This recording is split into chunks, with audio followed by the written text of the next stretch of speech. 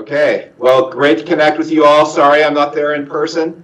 I would love to be, but I love my family more than I love you guys. Sorry. So, I got to limit my travel sometimes. But anyway, I'm going to go ahead and record this so that I can put this online if you know, other people want to use it later.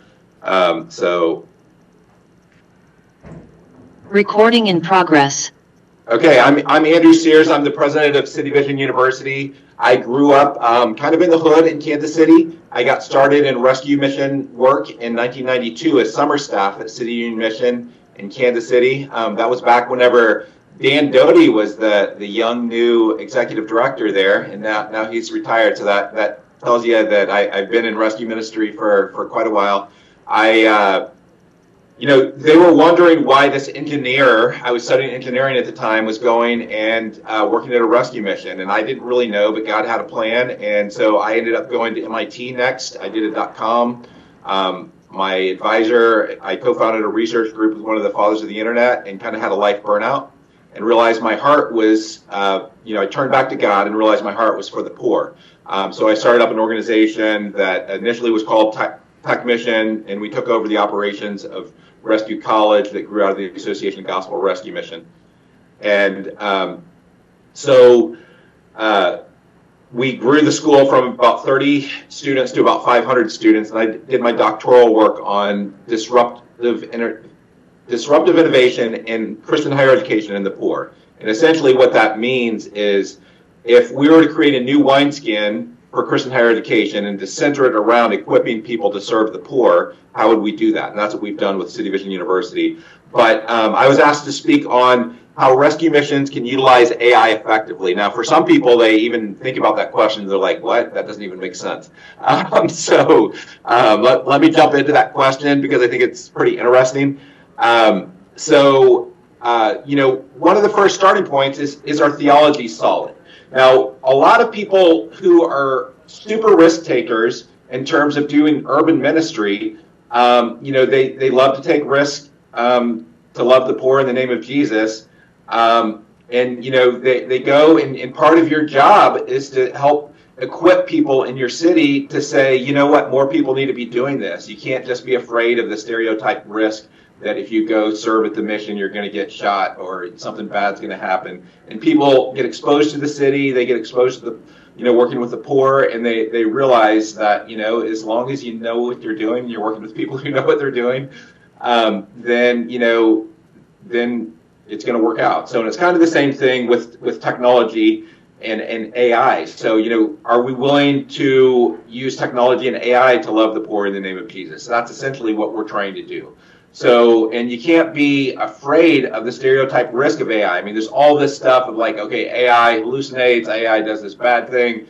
Well, it's kind of the same thing about what people think about the cities. You know, you can't be too afraid of that risk to do that. So that's really, you know, gets into our theology. Are you too much of a techno pessimist or a techno optimist, or do you have kind of a balanced understanding? And that gets into a field that's called the theology of technology.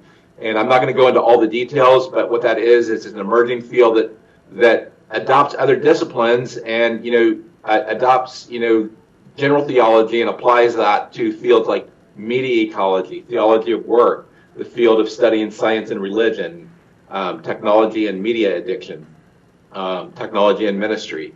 And ultimately, we have to have a good theology of technology. We used to have a course in that, but not enough people took it because there weren't enough techies that were doing this, but it's still a passion. And ultimately, what we have to avoid is this, you know, dualism heresy. And no one in rescue ministry would, you know, say that they're following the dualism heresy, but often we can functionally do that. You know, we say that, okay, technology's in the secular domain and we should stay away from it. And, you know, if you are familiar with the field of theology of work, you know, Paul Stevens is one of the leaders of that, and he said this secular sacred dualism heresy is the worst heresy of the Christian church. So I realize I'm preaching to the choir with you guys because you guys work and you are bridging these two things, the secular and sacred, in your work every day. All I'm saying is we have to do that with technology also. We can't functionally treat technology as inherently bad. We have to, you know, recognize its potential for redemptive purposes, or else we're following a heresy. So on that positive note, let me jump into this. So as a techie, as a Christian techie, we all often are trying to figure out, okay, what would Jesus look like in this cultural context? So Jesus, he was the first techie. If you look at the word tecton, so in the Bible, it says that Jesus was a tecton, and that craftsman. So we don't really know if he was a carpenter. People just assume that he was a carpenter. But ultimately, the word that described Jesus was a tecton. That's really the root word of technology. And I like to think of Jesus as the first techie. And paraphrase, in the Bible, become a Jew to the Jew and a Greek to the Greeks. I like to think that part of me as a Christian techie is we're trying to do this, is become a Jew to the Jew and a geek to the geeks. So ultimately, there's kind of a question is what does that look like to do that with AI? And there's a lot of different analogies you can use as you're thinking about principles for AI. And I'm going to use 3 analogies for that. So my one preferred, like a lot of people just think AI is this weird thing that, the HAL robot's going to take over the world and things like that. That's not what we're talking about. For the most part, to not be afraid of it, just think of it as a smarter web browser. You guys have typed into Google and then it shows you this AI overview. And ultimately what AI really is it's having a smarter web browser. Now there's other applications. And another example is it's like a calculator. So if you're teaching people math and they're learning their times tables, you don't want them using a calculator. But once you get into advanced math, then you don't really care whether people use a calculator, because everyone who does, work in the real world is going to use calculator or spreadsheets or things along those lines. Now, here's the third analogy is an e-bike.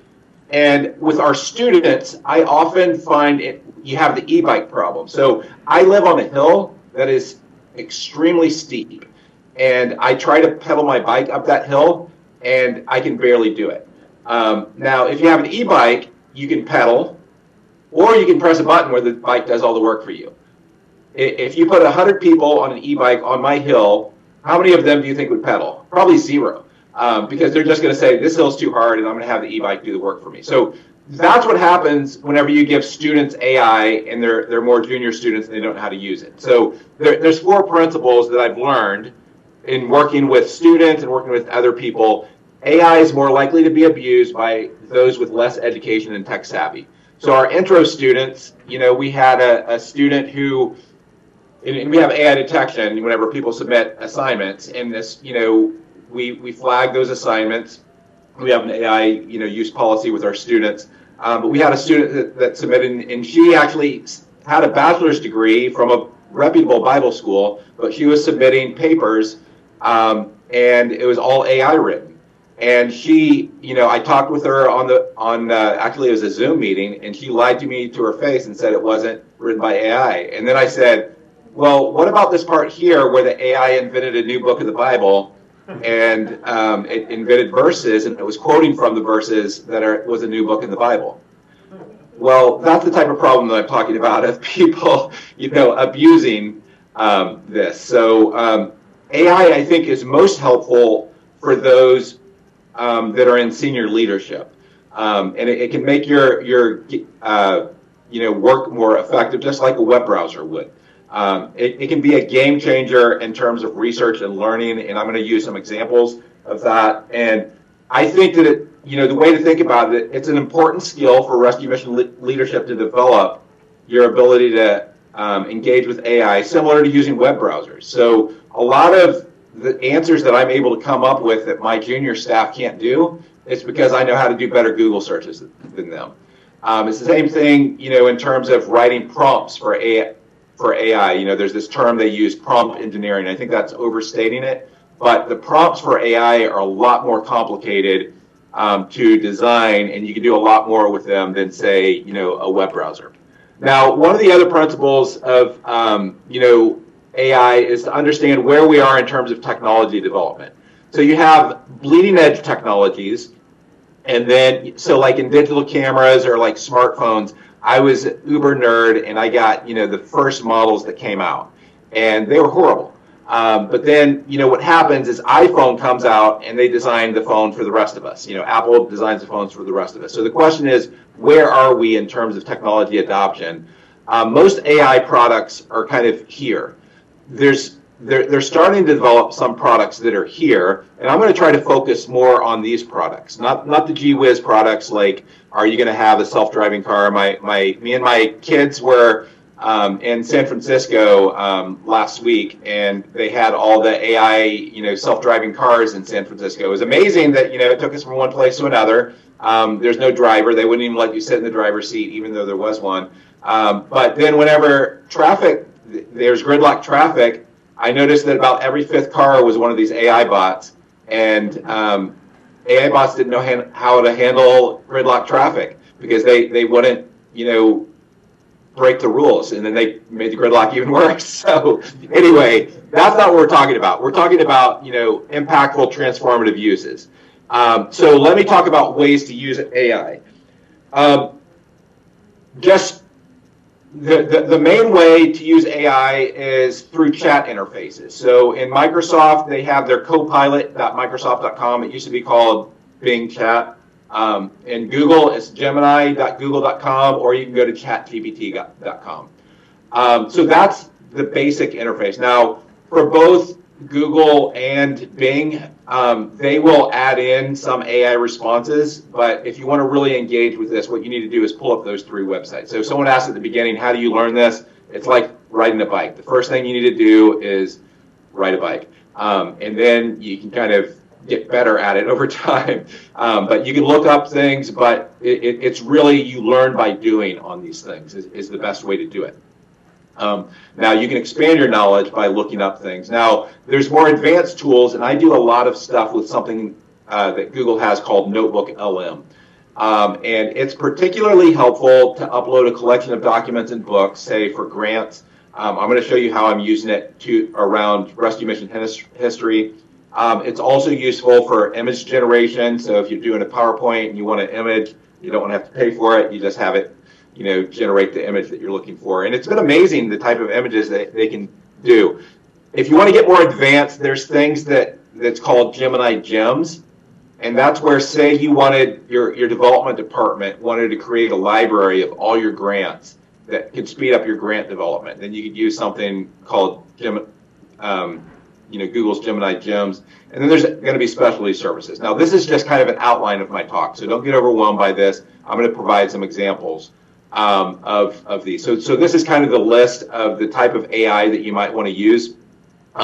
Now, let me talk about the most likely applications of AI in missions.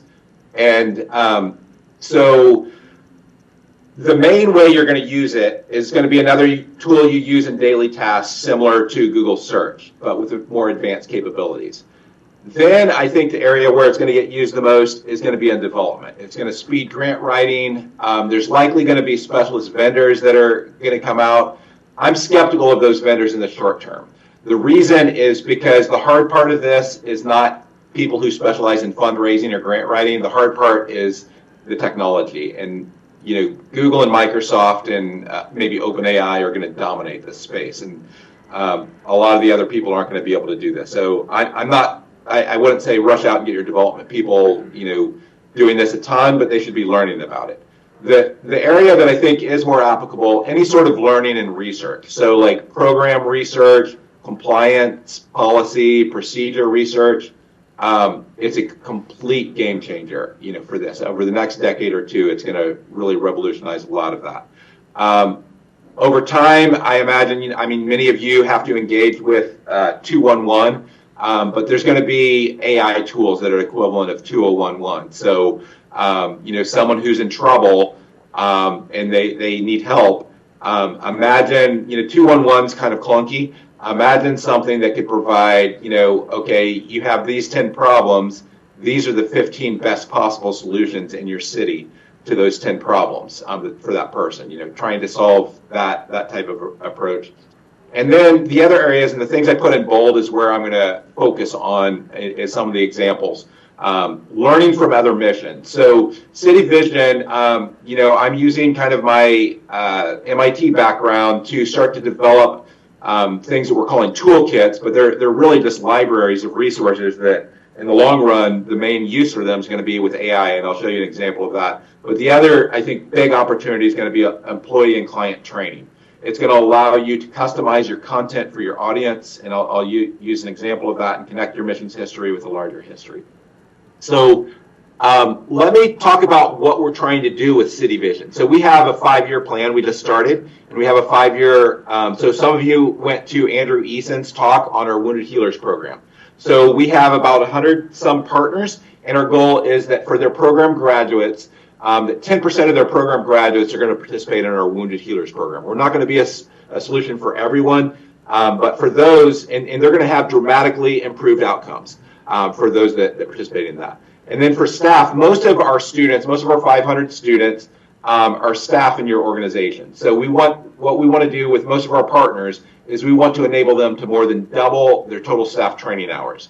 Many missions are being run like they're industrial organizations where you stay in the same job for 40 years and you get trained 40 years ago and you get your degree and you're done. But we live in a world of lifelong learning, and corporations, I would say on average, most corporations are spending 5 to 10 times on staff training of what most rescue missions are doing. So we can help you train your people more effectively. But the part that I'm going to talk about with AI really is, how do we move the movement forward? Can we be, create toolkits and advance the whole movement? That's really what we're trying to do.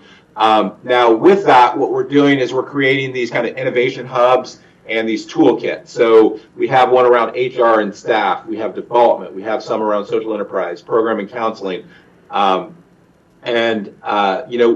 With that, the way we work with partners, we have about 600 partner meetings a year. We have, last year we had about 350 students from partners. We have advisory councils. And with that, we're developing all these different toolkits that are out there. And I'll show you some of these toolkits in a minute, but they're libraries of resources. Resources on addiction counseling, everything you might want, different different assessment forms you might give clients, or different program templates that you use with people, HR toolkits, nonprofit food services, development. I'm going to show you the rescue mission values and theology toolkit that we're starting to build out with the history, a staff training toolkit, and we hope to develop an aftercare toolkit. And the idea is, we're engaging with kind of all the content in the world related to the work you're doing, and we're trying to pull a lot of that into these toolkits. And then we're working with our faculty to do that. And with that, what we're trying to do is we're trying to, serve our students, we're trying to serve your organizations, we're trying to serve, the movement. And we're doing what, is called diffusion of innovation in that. So if you've been to Dick, did you already give your talk, or are you going to give your talk later today? This afternoon. Okay, so Dick's going to give a talk about, how do we adapt without, adapt to changes in the world without losing our soul. In innovation, what happens is you have an organization that starts to grow, but then the world changes, and then it starts to decline. So how do you recontextualize? And that's really difficult, and that's what his talk's going to be about. But you have to do two things. You have to have equal competency in the tradition, understanding the how and why of the, but then you have to have strong competency in innovation and emerging trends and models. Now, I'm going to show you what that looks like in practice. This will probably be the most interesting part of my talk. So if you're sleeping before on all this nerdy stuff that I'm sharing, this part might be a little bit more interesting to you. But let me just pause for a second and see, do people have any questions or comments before I move on?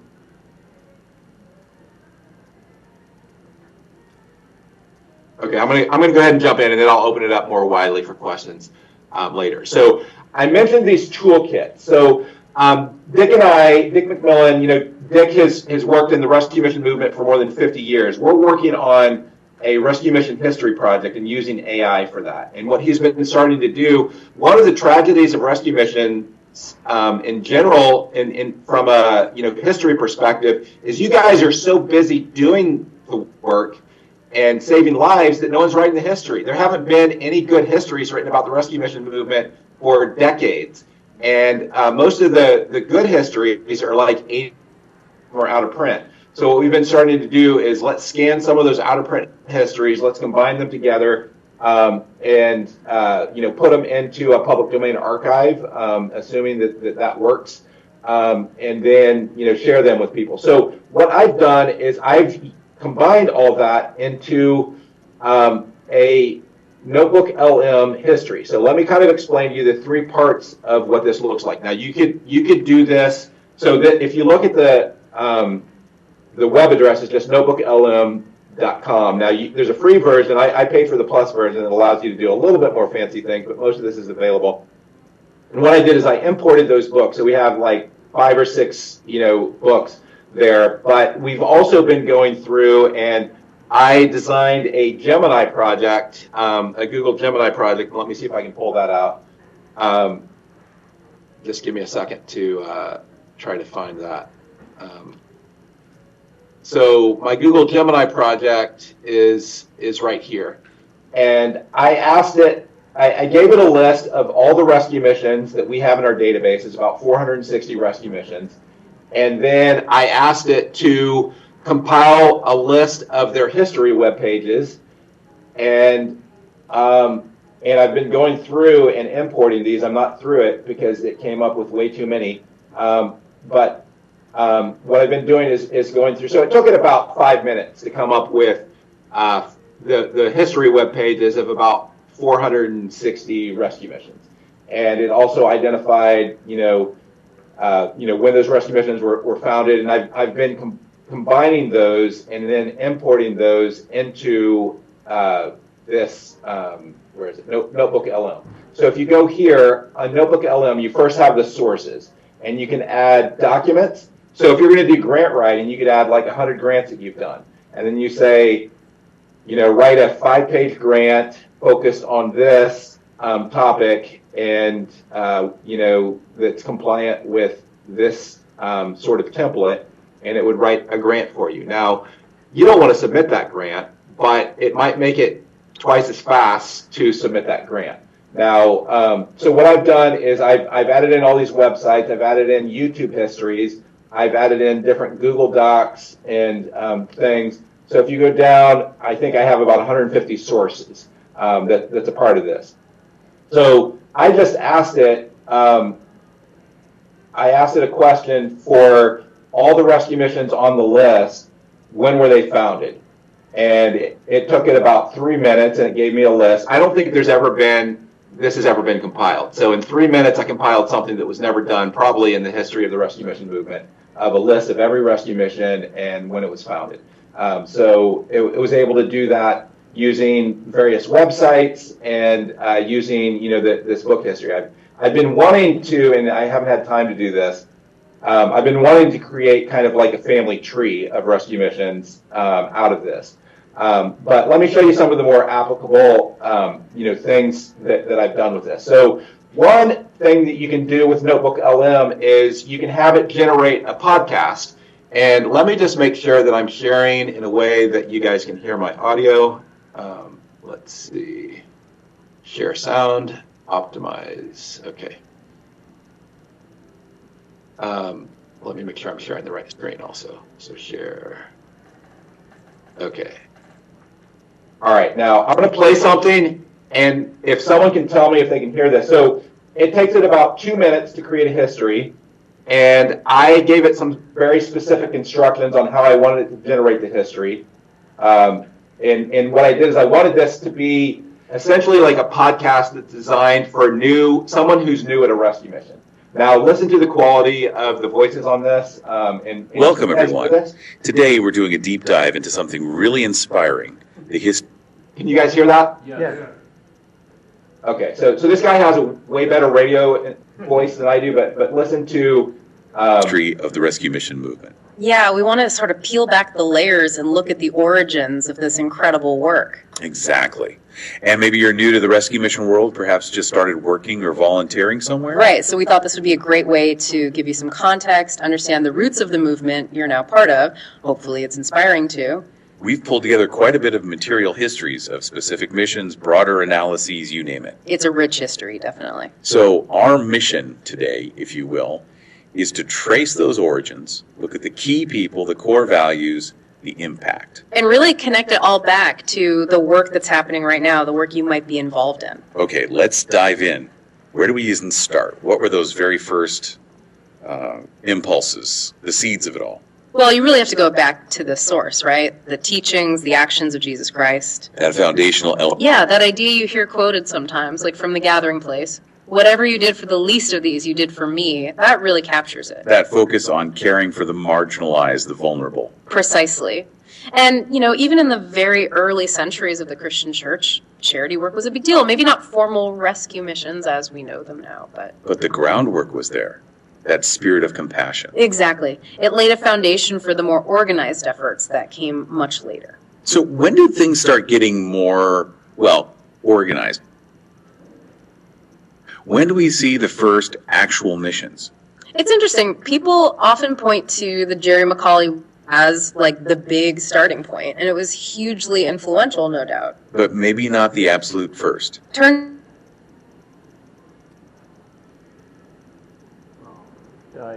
It's you're frozen, Andrew. You can hear me.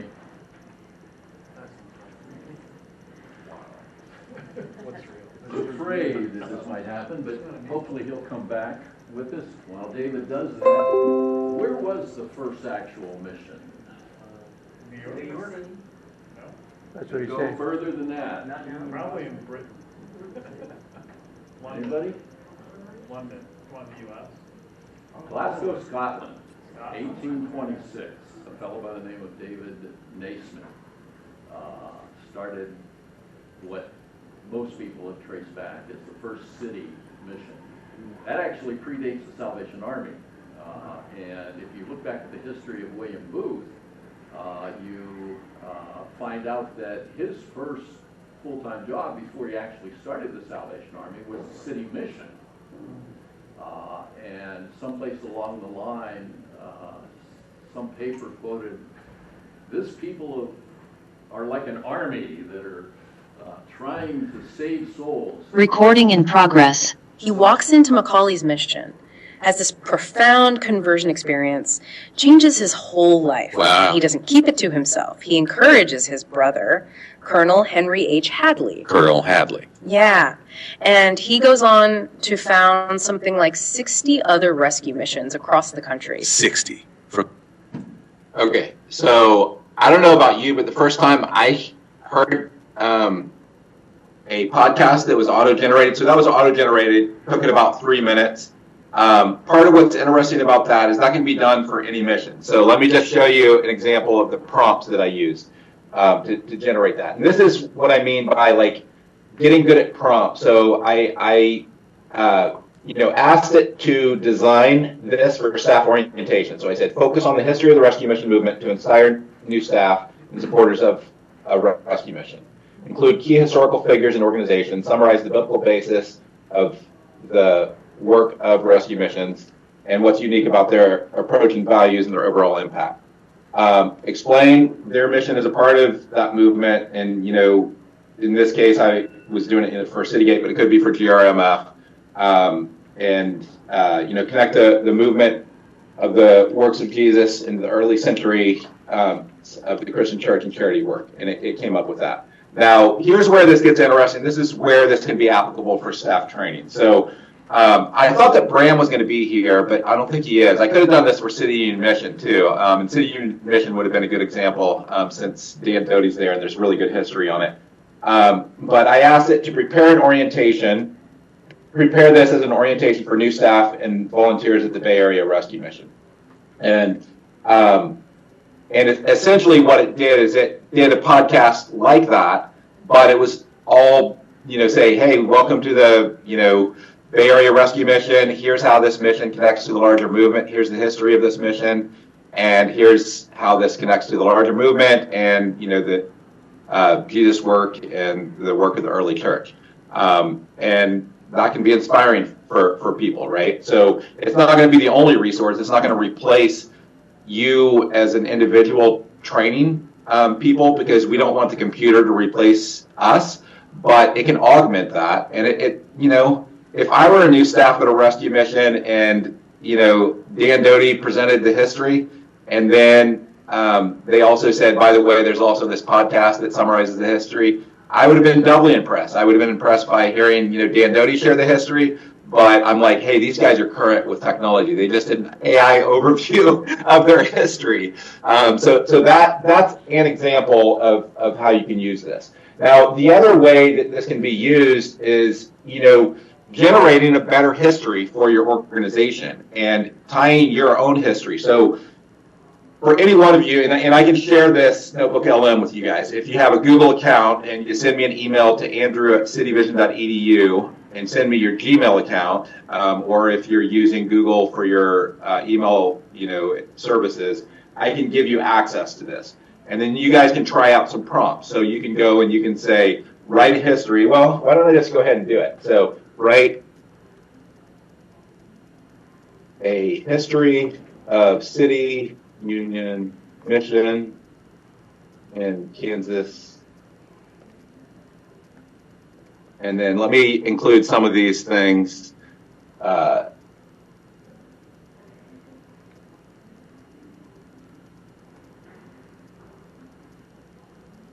So I'll do this too. And you can see, what it comes up with. Part of what we can do is if we use innovation, we can use that to connect better with our history. So what's happened in the rescue mission movement is we're all too busy to write histories. Well, if we use AI and we check it, and I'll talk a little bit more about that so it doesn't make up dates and make up figures, then we can get better histories. There's things I can do here, like it's probably going to provide me a 1 to 2 page history. I could ask it to write a 10-page history. I could ask it to write a 30-page history. I could